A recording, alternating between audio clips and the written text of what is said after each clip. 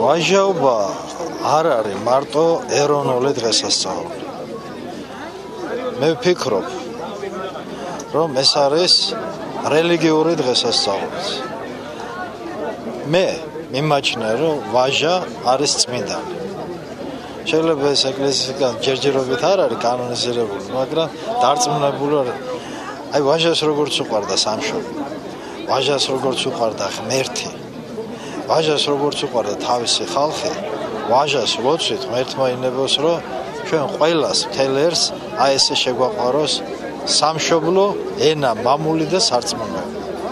ღმერთმა დაგლოცოს და ყველას მთელ ერს ულოცა ვაჟაობას. ყოველი დღე ვაჟას დღეა, მაგრამ აი ამ დაბადების დღეზე ჩარგალში ამოსვლა, კიდევ ერთხელ მოფერება, დიდი ვაჟაის სულისა ნიშნავს იმას, რომ ყოველ ჩვენგანში შემოდის მისი სული, იწყებს ამეტყველებას და მოგვიწოდებს იმისკენ, რომ არ დავეცეთ და არ დავკარგოთ ღირსება. აქ გარემოც არ გაძლევს საშუალებას იმისა, რომ არაქართულად იაზროვნო, არაქართულად იფიქრო და არაქართულად იცხოვრო. ვაჟა იცით რა შეასაქმე? პოეტი არ არის. მის მარტო გულზე არ წერია, შუბლის ზარღვზე წერია.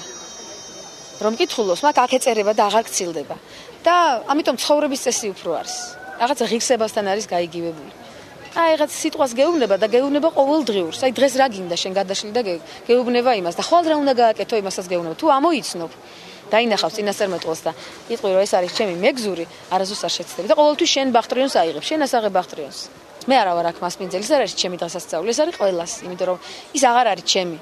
თაობებში მას ისეთი ნათესაობა აქვს, ის არ შემოიფარგლება 7 თაობით, 12 თაობით, ეს არის მუდმივი ნათესავი და ეს ნათესავი თქვენია უკვე. და ამიტომ თქვენ ახართ აქ მასპინძლები და ამიტომ თქვენი წინაპრის კვალია ეს და თქვენი წინაპრის დაბადების დღე იყო და მე ესე გესალმებით, ჩემო ნათესავებო.